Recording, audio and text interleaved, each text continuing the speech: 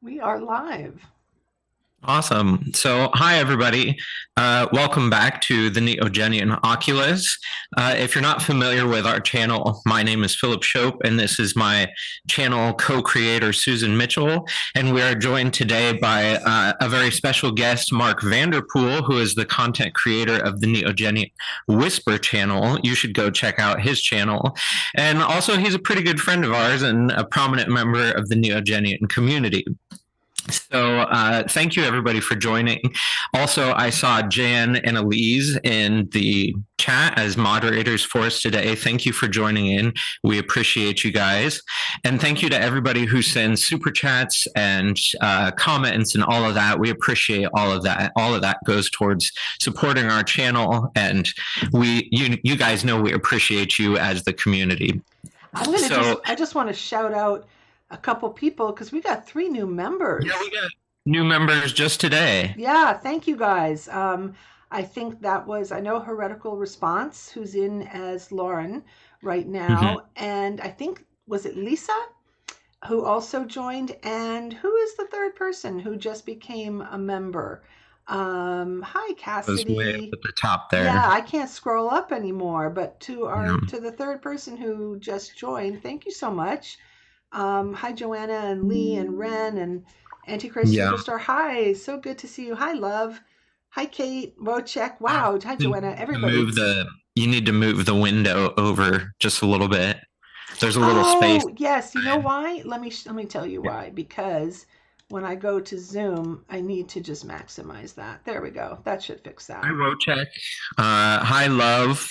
Hello, everybody coming in. And by the way, if you guys do super chat or do anything like that, don't feel pressured. That's just an extra way to support the channel, and it's not required. We appreciate just by liking liking the video and sharing.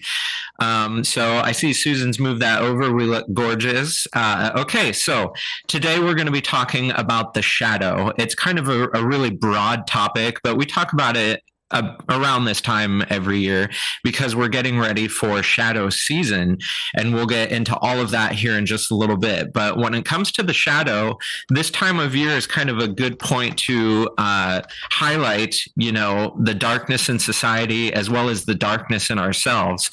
The shadow is a really important area of psychology, and it's also a really important aspect of something called interstar actualization, which is a very important Neogenian concept. And so we're going to get into all of this in more depth in just a little bit, but I thought it would be good to first talk about what is the shadow. But before I do that, I see Flower Dragon Laura, who has been a member for 16 months, says, "Yay, so happy to be Neogenian and to see you all." Thank you, Laura. We love to see you here.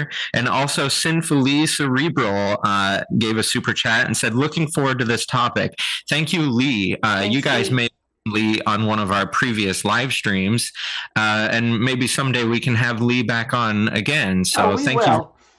thank you And very much, and Lee. Lee just premiered a new video today, That's actually. And true. if you missed it, please go watch. Also, I was going to say, Mark, oh, excuse me, put your link in. And then Sure. I think Lee probably can't put his link in because of a moderator, but we can put that in the bio if you want. Yeah. That way people can find your channel. It's called Sinfully Cerebral is the channel name, I believe. And also thank you, Morg, for the super chat. It says, "Looking forward." Thank you so much. So just to start off, let's talk about what the shadow is. So some of you may be familiar with the shadow. I know some of you are long-term Neogenians, and some of you may not be familiar with that concept. So the shadow is a portion of ourselves, of our ego selves, that's been repressed into the unconscious. And the reason for that may be those aspects of yourself that you've repressed, they may be considered unacceptable, or they may be uncomfortable to you. You may have faced outside pressure from your friends or some kind of external influence that would make you repress that into yourself. And we can go through a lot of examples as well, but the shadow shadow is uncomfortability. There's a lot of uncomfortability there, but it's not all inherently bad. There's also good things in the shadow, like creativity. And so, Susan, did you want to give some examples of what the shadow is, like those different aspects? Yeah, you know, the things that we repress are often things I think that society frowns on. We're taught as little kids, not to have anger, not to be selfish, not to have envy, all of these things. Yet all of these things are normal things to experience, normal things to have. We just, as we grow older, learn to express them in more acceptable ways. But what happens is if you have issues, I think, expressing them properly, or you have a lot of shame involved with something, and I've talked about one of my own things in the past, I can mention it again. But if you have a lot of shame associated with something, you will hide it away and pretend it's not part of you. It's usually something you want to deny having, but you can't. The problem with the shadow is you just because there's an element of you that you don't like, and you don't want that. You're like, I don't want to be like that, so I'm going to put that away, that part of me. I don't have that part. Mhm. That doesn't work, unfortunately, and it will Also, cause. just to interrupt really quick, Mark put in his channel link. Just be sure to go and like and subscribe Mark's content, The Neogenian Whisper. So sorry to Yeah, no, interrupt. no worries. So what happens is you need to access these parts of you that you've repressed, which are, they're in the unconscious. You're not aware of this. If this is in the conscious area, you would know, you deal with it. But remember that the consciousness and the whole mind is, it's like an iceberg, and the conscious part, the stuff we're aware of, is just the tip. The majority of content is in the unconscious. That's so much important.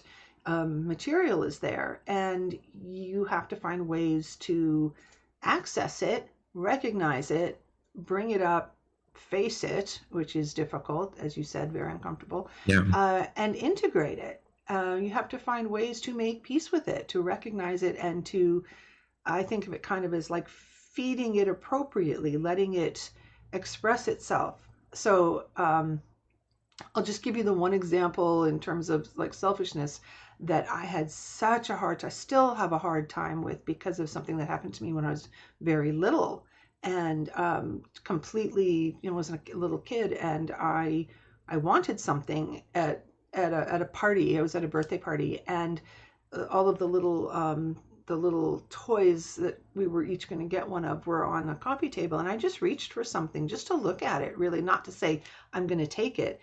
And the mom said to me, "Oh, it's not your turn." And I was so ashamed that I had done this really innocent thing, and still to this day struggle with that. I have had to, like, totally denied wanting things, like, oh, I could never be the one that sort of wanted something. And that was something I had to actually face and learn how to allow myself to, that it's okay. I would hear other people saying, "Oh, I want that." And I'd be like, "Oh, so do I." But I Yeah. didn't think I could say that. I think it's really important to make the point that even though that experience was unique and personal to you, a lot of other people also have similar experiences. And even though our shadow is unique and personal to us, I also, in the beginning, I talked about the darkness of society that we're kind of going to highlight on. Even though we have shadow that is unique and personal to us, we also have a collective shadow, because everybody has their own shadow. And then we also have unconscious information, unconscious shadow content that is shared by all. And you see that in recent times with ongoing holy wars and political discourse and all kinds of things that kind of barrage us in the collective. And not everything is exactly caused by shadow content, but it could be. And so, Mark, I know you're pretty well spoken on politics and geographical wars throughout the world. Did you kind of want to talk a little bit about the collective shadow and how that affects us? Wow, deep into the pool. You Into should the have pool. thrown in, Hold my Mark. nose and jump Very, in. very articulate. I'd love to hear your thoughts on the Yeah, collective me too. shadow. Me too. um, well, as gigantic as a topic gets, sort of. It's like one echelon down from what do you think about cosmology? Yeah. Yeah. Human societies are fraught and fractured by shadow projection, and you can see it in any society that has, let's say, two major political parties with a lot of polarization between them. And with, I feel more confident speaking to that than like, let me be the expert on the Gaza Strip. So Hmm. let's say in American culture, and especially in the last 6 years, things have become so polarized Hmm. and disinformation has become such an industry. The internet has been transformed, corners of it, into a propaganda machine. And you see the same really vile propaganda that has been tested for 100 years circulated again and just directed at a new target.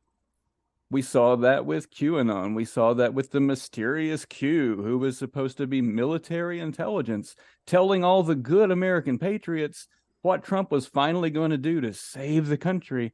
And part of that narrative was every high ranking Democrat you've ever heard of is a pedophile. You Yeah. know, guess what the Nazis were saying about the Jews that they didn't want in their society anymore?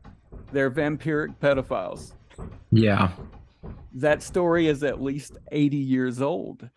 So you can see in propaganda and in disinformation campaigns a really vivid real world example of how not just how disinformation gets peddled, but how people get manipulated by the shadow content within themselves.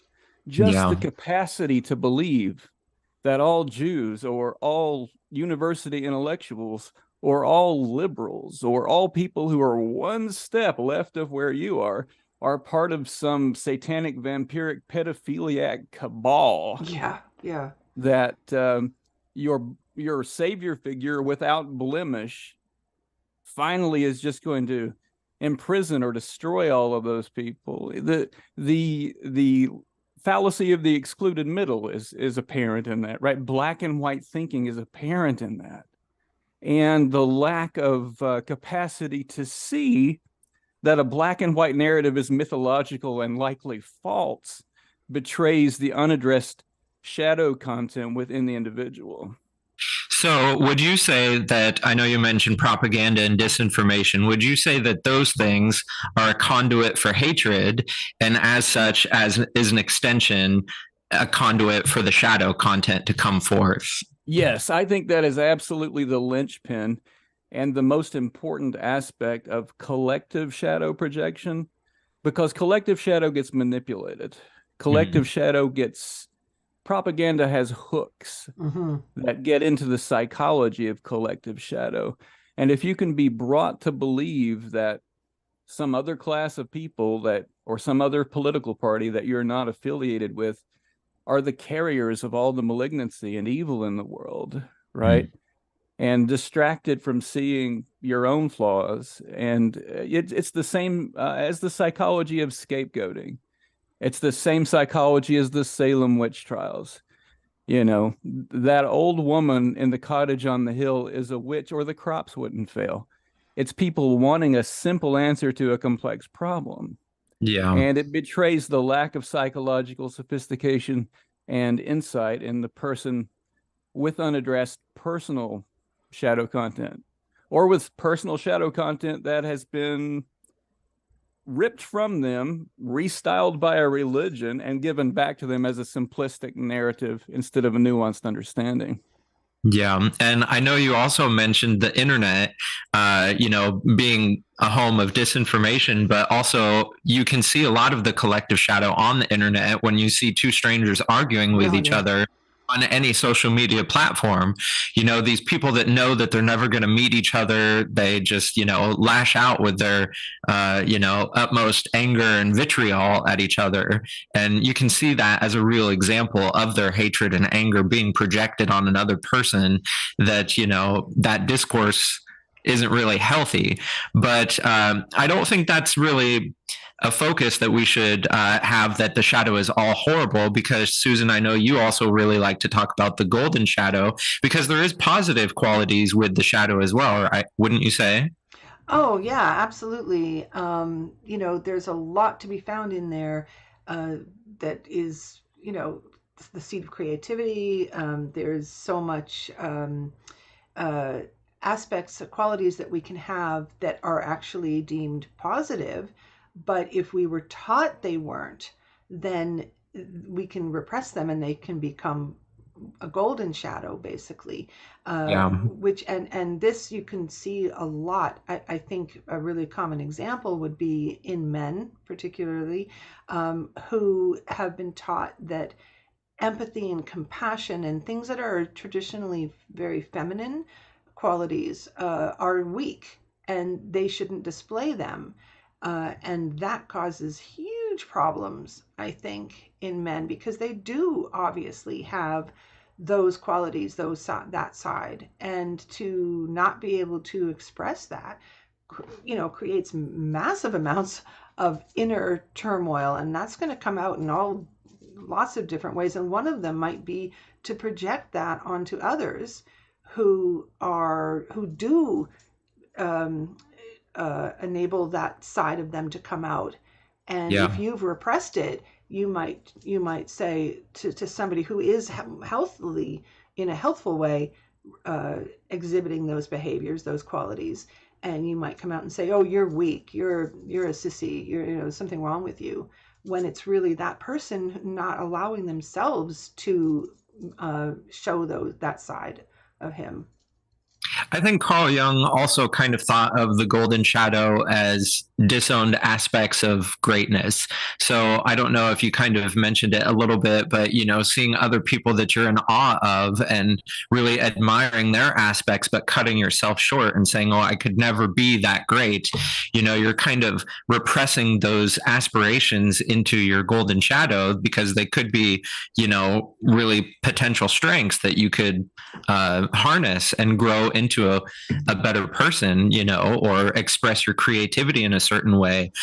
Some people may see us on YouTube and say, "Oh, I could never do that. I could never have my own YouTube channel," but they absolutely could. Mm. And they just kind of have to have that bravery to step their foot into the unknown and, give it a try. And besides, seeing us on YouTube, there's lots of different examples of that with musicians and artists and authors. There's so many people out there that I'm sure would love to publish a novel or a book, but say, "That's so much hard work. I don't know if I could be like Stephen King or so and so." Yeah. And they kind of have that awe for their heroes, their artistic heroes, but they kind of repress that greatness into themselves. Yeah, I think that comes up when people idolize others for qualities they like, but they don't see those qualities in themselves. Yeah. Yeah. Yeah, absolutely. So I think we've talked a little bit about what the shadow is. So now I think we could probably move on a little bit, because something is coming up this year. It comes up every year around this time, which is shadow season. And so I know shadow season is really special to all of us as Neogenians. We've celebrated it for a few years. And there's a lot of great opportunities for us in celebrating shadow season. So Susan, did you kind of want to talk a little bit Yeah. about Yeah, season? I'm curious for anybody who's out there in the chat.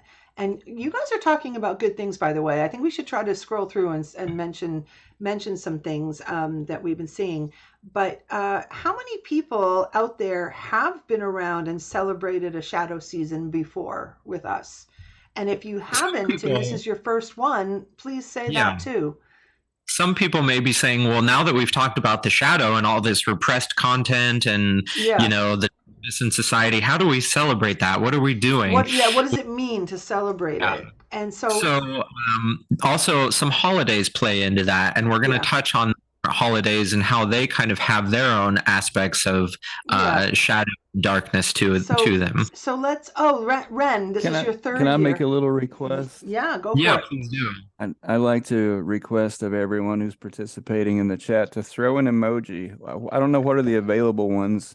I don't want to be necessarily limited to membership, but throw an emoji if you've ever breathed a big sigh of relief on a Halloween because you could finally go as yourself. I love And so that. Hi, thanks for Crystal. that. And Um, also, just really quick, thank you, Becca, for being a Waveform member for 8 months. Says this is such a great topic. Thank you, Becca, and thank you for being here. Thank you. Yes, and we love this topic. Every year this is a great time of year. There's a lot to do and experience and think about while having, a good time in the holidays. And I just want to point out before we go on that we're not suggesting with what we say that you do or don't celebrate or do celebrate or whatever any of the holidays in any way other than the way you want to and like Yeah. celebrating them. So just keep that in mind as we go through each holiday. And shadow season starts, for people who are not familiar with it, with Halloween, and it ends with New Year's. So, and in between is Thanksgiving and Christmas. So we have these four major holidays. And if you celebrate Kwanzaa, uh, that's in there too. It's any holiday between uh, Halloween and New Year's. So with Halloween, let's start with that one. People, this is my observation, which I think is not uncommon at all. People love Halloween. Unless you're religious and afraid of it, people love Halloween because it gives them the chance to dress up and express themselves in some fun way that you can't do any other time. And except, of course, if you go to like a cosplay convention. And I think one of the reasons why those conventions are so popular, where people spend so much time and money coming up with costumes, and the same with Halloween, is because they love dressing up, because it's that expression is denied us, because society really looks down on somebody who might look to them as though they're dressed up in a Halloween costume all year, Yeah. because that's who they are. That's the way they dress. Those really amazing, unique people who have basically said fuck it to society. I'm going to dress the way I want to all the time. I'm not going to wait for some holiday where people don't make fun of me or say nasty things to me. I actually adore those people who are who have a very unique style, and they just go for it all the time. Now, I should There's a lot of creativity in a that. lot of creativity, and I'm just going to point out that that's not something that I'm not allowing myself to do. um yeah, Cassidy, that I'm not allowing my to do. I'm just lazy. So I wear t-shirts and leggings because that's what I want to wear. So I am allowing myself to be the way I want to. But the people, I just love the people who take the time to put together an outfit and look amazing. In You can tell that that's who they are. Mhm. They're just bringing it outward for us all to see. So with Halloween, which can be a very, very positive holiday because of that, that allows us the opportunity to do that. Thanksgiving has a very different feel. It's got the positive with getting together with family, the positive part of that, and the food, the positive part of that, but it comes with a lot of baggage, and that's why Yes. movies have been made about it, right? Memes, jokes are made all the time about getting together for the holidays. Everybody is like, you want to do it for the good stuff, but it comes with everybody's repressed stuff, shadow coming up, all the behavior stuffs, the fight with Uncle so and so, and grandma's going to be this way, and kids running around screaming or whatever, and where's everybody going to sit. So there's all the good part to that, but these patterns that we have of behavior come up because of content that in us that we have repressed. And I think Thanksgiving is the perfect example for that, and really gives you an opportunity to examine your shadow. Yeah. Well, I think also shadow season is a good opportunity to provide a commentary for two of the biggest stressful aspects of holidays, which is Abrahamism, because a lot of religion plays into those holidays, and also capitalism plays into those holidays. So, because some people may not identify with an Abrahamic religion anymore, and their family may, or they may not have a lot of money to buy a lot of things or throw a huge feast for Thanksgiving or whatnot. So a lot of things go along with these holidays, like stress and guilt and isolation and loneliness. All of those things play into that. So shadow season is kind of a bit of a commentary on those holidays and kind of some of the negative aspects of those holidays.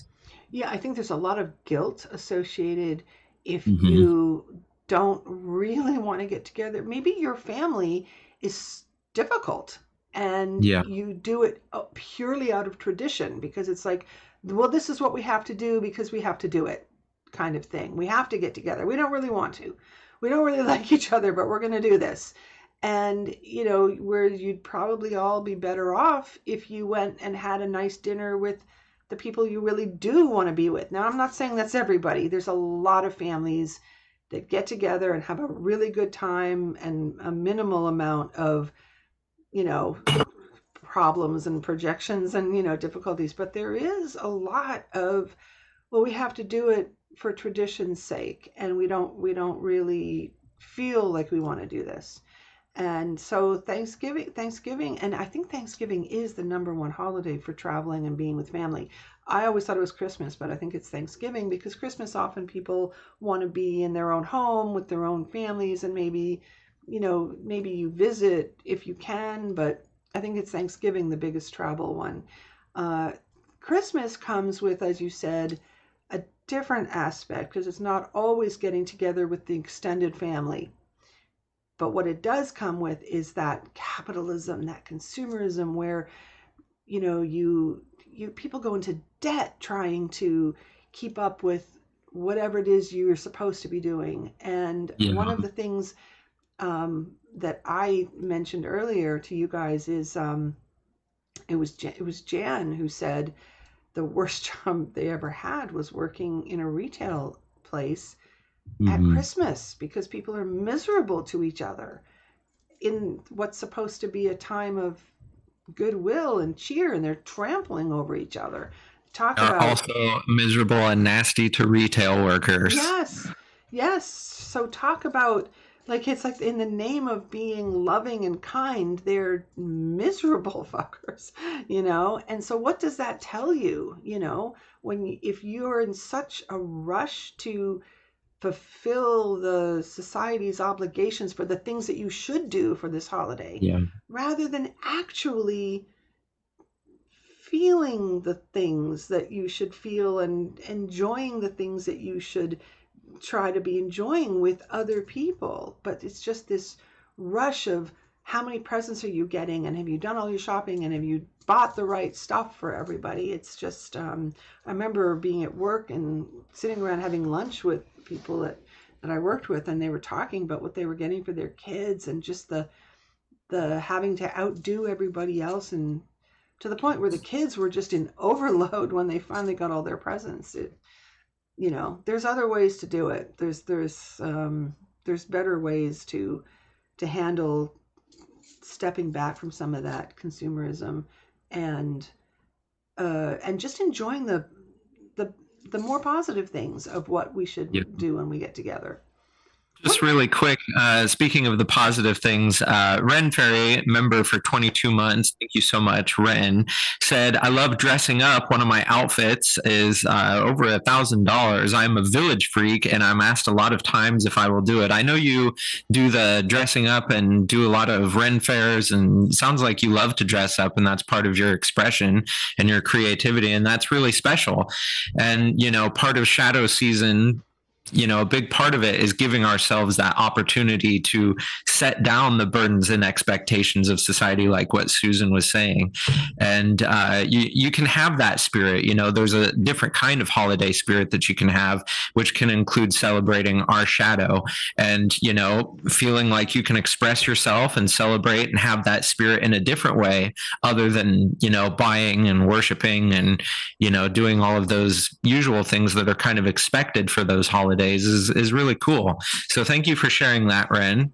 And did we want to talk about some other ways that people can celebrate shadow season? Because I know there's quite a few.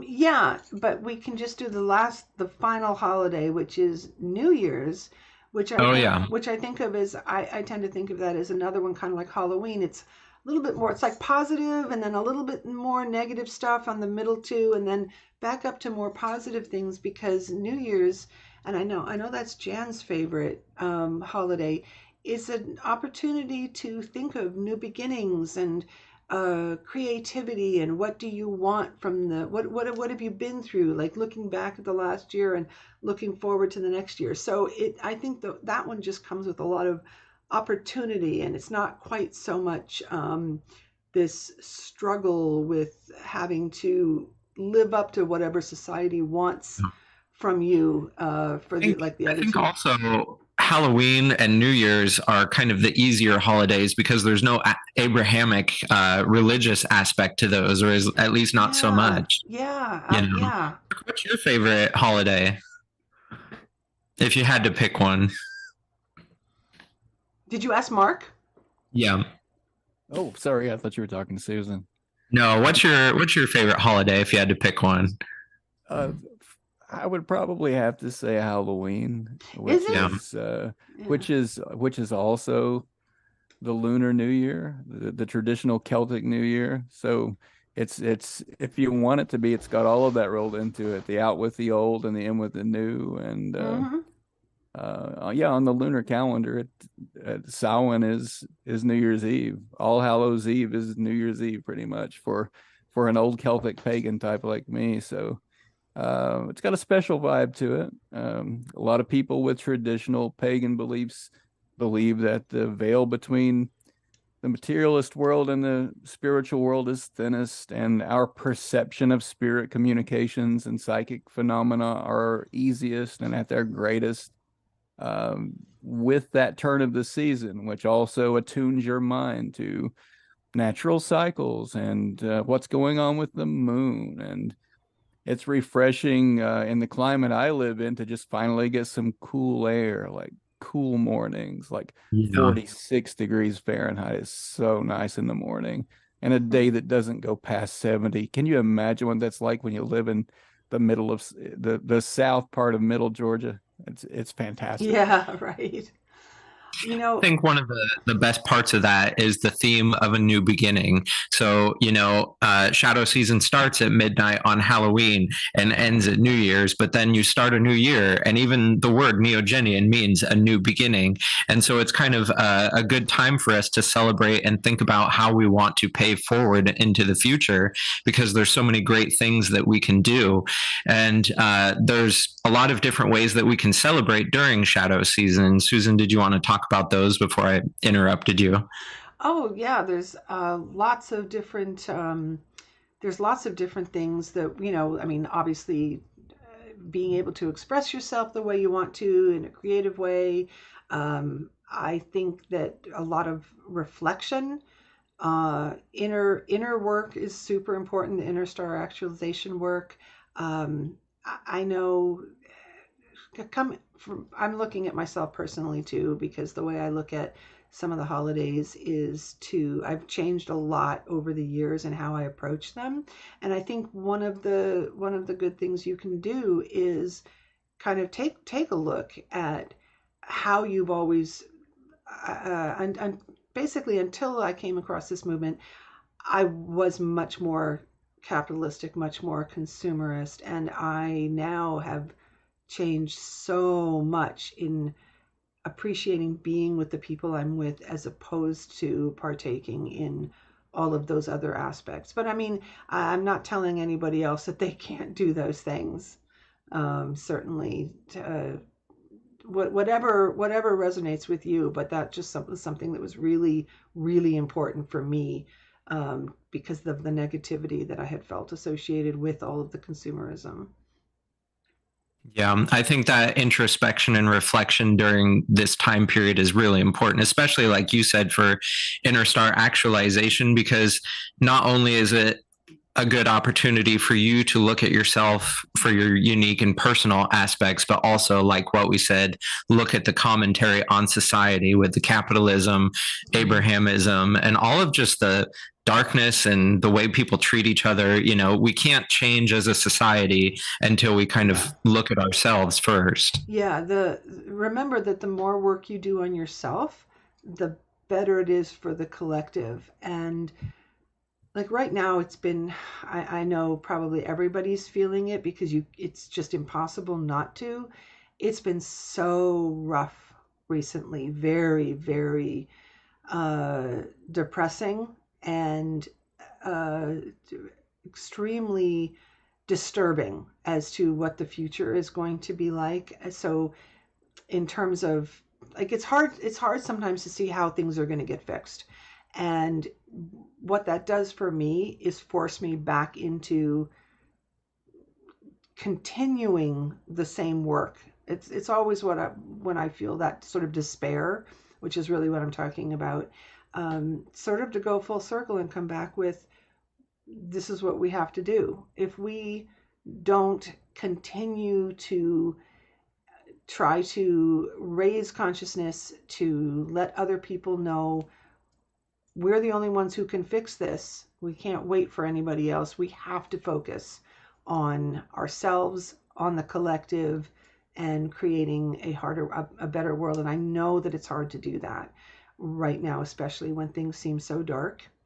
Um, and it's, we're trying to kind of avoid talking about a lot of the really heavy things that are going on right now, but I know that it's weighing very heavily on me, and I'm guessing it is on you guys too. It's almost hard to go into a holiday season with what's going on in the world, but Yeah. you know, You could we almost spin a globe and lay your finger somewhere and find something to talk about that's, kind of rough going on in the yeah, world. yeah, And I think another good point to that, a way to counterbalance that is, in order to express yourself and kind of take some time during shadow season, you can create art and music and poetry, do something that can be a catalyst to make a commentary on the things that are going on in the world.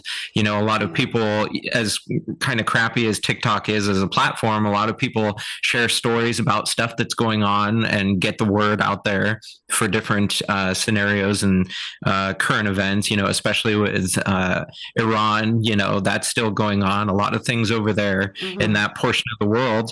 But even besides being a social media influencer, I'm a huge fan of art. There's a lot of ways that different artists can make commentaries on the shadow content of the world. But if you don't really feel like you have that much of an artistic side and you kind of want to focus on yourself with the introspection and reflection, like what Susan said, you can really focus on your own content and, work on a journal or indulge in different kinds of various Dionysian pleasures that you wouldn't normally do, but you kind of want to try out in a healthy and sane way. There's a lot of different ways to interact with that repressed content. You just kind of have to face yourself and interact with it to find out what it is, shine a candle to what it is and bring it into consciousness from the Yeah. depths of the unconscious. Yeah, I mean, you bring up a good point. I know Elise said that you're feeling the same way I am. It's very hard. And here, this is, I guess, tied in with the selfishness thing, because I have a very hard time focusing on doing something that is that seems selfish. It seems, like, oh, the holidays are coming and let's go into our usual holiday mode when so much horror is going on. I have a really hard time with that, and I guess that's what I was trying to express without actually saying it. But Elise, I know that you're feeling the same way. I'm sure a lot of people have been. Hi, Pooks. I saw a bunch of new people come in. Hi, Jeannie. Um, It's rough. It's rough. You have to keep at it, though. You have to keep working on it because it, like I say, every time this happens to me, I end up right back with the I can't do anything else. This is what we have to do. We have same yeah. Lee said the same thing. This is what we have to do. This Yeah. is this is what we're doing. This is what and as Neogenians, we know that it's the only way forward. This Um, since you're talking about how it's kind of a difficult journey, interacting and integrating the shadow itself, it is really tough. And I have a special quote from Carl Jung that I want to share because I think it highlights what we're talking about right now. So Carl Jung said, "This confrontation is the first test of courage of the inner way, a test sufficient to frighten off most people, for the meeting with ourselves belongs to more unpleasant things that can be avoided, so long as we can project everything negative into the environment. But if we are able to see our own shadow and can bear knowing about it, then a small part of the problem has already been solved. We have at least brought up the personal unconscious. The shadow is a living part of the personality and therefore wants to live in it in some form. It cannot be argued out of existence or rationalized into harmlessness." And that, again, that was Carl Jung. And I really love that quote because yeah. it highlights that if you don't face it, it's not going away. And that's true for both the personal shadow and the collective shadow. Yeah, Lee just said that he loves that. And yeah, it's like I said when we started explaining, talking about the shadow. You can't say I don't want these aspects. I'm just going to throw them away. You can't. And it does take a lot of courage to face those things. Somebody else in here said that they also had a thing with the selfishness. So um, I feel you on that one. And Elise said. Yeah, still, oh, that was you. Still have a hard time with feeling selfish, trying to maintain my emotional, mental, physical health with so much horror in the world.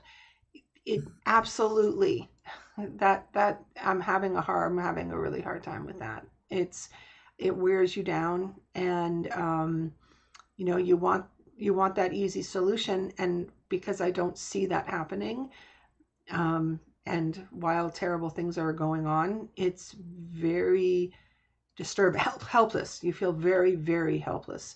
And somebody else said, Jeannie, as an individual, you cannot easily change the world. You can change you, and what you can together, we can change more of the world with collective positive love. And I think it's yes, definitely love. It's all of those good aspects, but it's really becoming aware ourselves, becoming whole ourselves, then brings that into the world for the world to do that as well. We can only work on ourselves, and then as a collective, we improve in by each doing our own part. It is very, very difficult not to feel helpless that we're not doing enough, and that becomes a hard thing. Lee's really liked that quote I shared and said, "This one has come to mind during some streams. Knowing your own darkness is the best method for dealing with the darknesses of other people." And that's absolutely true. Yeah, very good. And that us into another good segment that we should go into is how do we interact and integrate with the shadow. I know there's so much stuff that we could get into with the shadow, but I think it's really important since interstar actualization is such a huge concept within Neogenianism that we should talk about, since we have this repressed content, what should we do with it? Are we just going to exist with the shadow and have this unhealthy content coming forth, just nilly-willy, or is there something that we can do with it? And there absolutely is. We have to face it, like it says in that Carl Jung quote, interact with it, understand it, and also to integrate it. And Mark, you're pretty articulate. Did you kind of want to talk a little bit about the shadow integration process? I know you're I think you're pretty well read in Jung, aren't you? Yeah, I have been for a little while. I think it's one of the most provocative and useful concepts in depth psychology. Um, because, what was the alternative to that back in the day? This really sort of behaviorist, mechanistic, biologic, medicalized driven model and stimulus response conception of human psychology didn't have a basement. It didn't, there was nothing beneath the floor. We're stimulus response machines. And, Freud and Jung and a couple of others came along and said, no, a lot of the most interesting stuff going on in the human consciousness is the stuff they're never aware of except indirectly, sometimes through dreams, sometimes only in moments of great stress or trauma. There things emerge from these liminal spaces that are normally way beyond the spotlight beam of the conscious ego. And the problem with the big problem with ignoring and rejecting it and trying to live entirely from the conscious ego is that that repressed and unacknowledged content will hijack you. Mm-hmm. It will be the thing that makes you have a meltdown to what should have been insufficient environmental triggers. You'll react badly. You will turn up to your job without your best self. You will be resource deprived when you need it the most if you haven't dealt with the stuff that you weren't looking at before. So anything that brings people a capacity to do that in a safe and healthy way is good. I don't care if it's a yoga retreat or mindfulness meditation, or you're taking a class on journaling and you're writing things that you never intend to publish. Maybe you need to write letters to the dead. You're Yeah. answering a question right now that Lauren just put through. Explain how shadow work is practiced. And Mark just gave some examples. Journaling, um, dream analysis, and something that I do, and I don't know how it's explained or articulated. This is just something I notice about myself. When I do something where I respond in a situation where, and I know everybody has been through this, where you're kind of like, was that me? That's not the me I want to be. Like, was Yeah. that me? Did I do, like, even as you're doing it, even as you're behaving it, you could be thinking, I don't like this. This is not who I want to be. That's immediately tells you something else is controlling you. Some repress something. There's other reasons you're not really being you. And I know Morg has mentioned this several times in their live streams. When you say, I wasn't being myself. Well, but you were still the one who was acting. So Right. when I have those moments, I can go away later. And what I do, I don't know how to explain it. It's just, I look inward and it's almost like I follow a thread inside into me that's going inside. And I'm like, what is the thing that upset you? Where did that come from? And I find the next thing closest to it, like something that reminds me of what just happened, maybe. But I can usually say, oh no, but it's deeper than that. And I keep following it back until all of a sudden, I have this recognition, this epiphany moment where I'm like, oh, that's where that's from. Yeah. That's where that's from.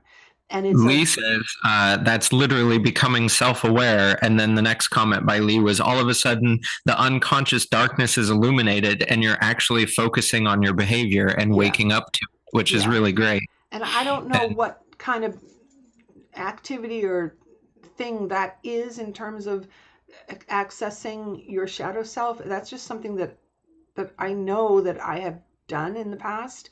But it's very helpful. But you have to sit with yourself and try to find that thing. You have to keep sort of Yeah. searching inside until you find the thing.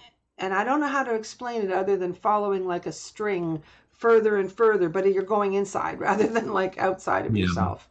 Lee also sent through a members chat, member for 19 months. Thank you for the support, Lee, and said rituals are helpful to explore the shadow, and that's absolutely true. I know in the Neogenian or Neogenianism, we also have void states, and that can give you a good opportunity, similar to rituals, to kind of focus inward and close off the outside world and kind of, shutter out the noise, if you will, and kind of give yourself the opportunity to illuminate those things, exactly like what you said.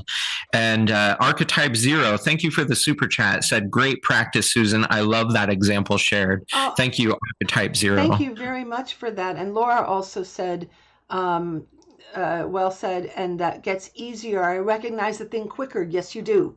If you practice this thing, you will find that, and this has happened to me over the years when I sort of practice it, that I almost don't have to notice the different little rungs or the ladder or parts of the string that I'm following. I will know it almost instantly.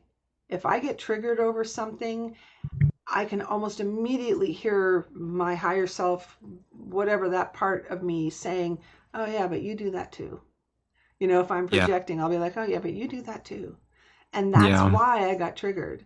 So the more you practice it, the faster and easier. Yeah, exactly, right, Laura?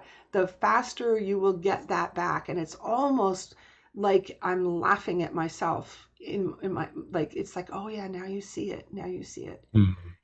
So things that, if So, something bothers you, look at why it bothers you. yeah, for sure. I also really love this comment from Elise, who said, creating abstract art and using it as a kind of Rorschach to explore and see what comes to mind. What kind of emotion does it evoke? Like projecting unconscious onto canvas and see what you find there. I think that's absolutely beautiful. Yeah.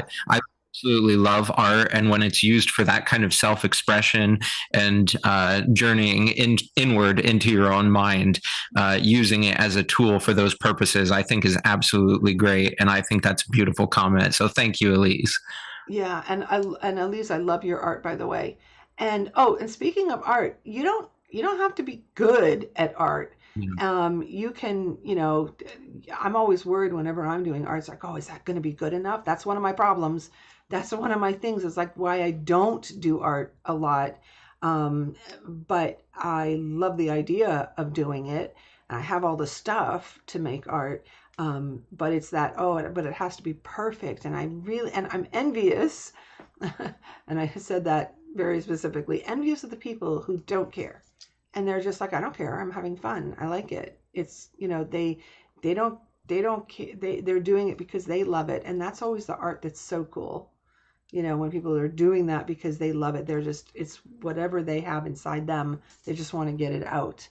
Um, Yeah, and so it's not just art as well, also music. If there's music from a time period in your life that you've had a lot of trouble with and you want to kind of evoke some of those emotions and think about why you feel the way you do and kind of have that meta thinking, thinking about why you have those thoughts about that time period in your life or different aspects of your life that you may have problems with, music can help with that too, whether you want to call it ritual or meditation or any kind of introspection, that can help evoke different things, and that's another great tool that you can use to kind of bring those aspects of yourself forward in order to reflect on them.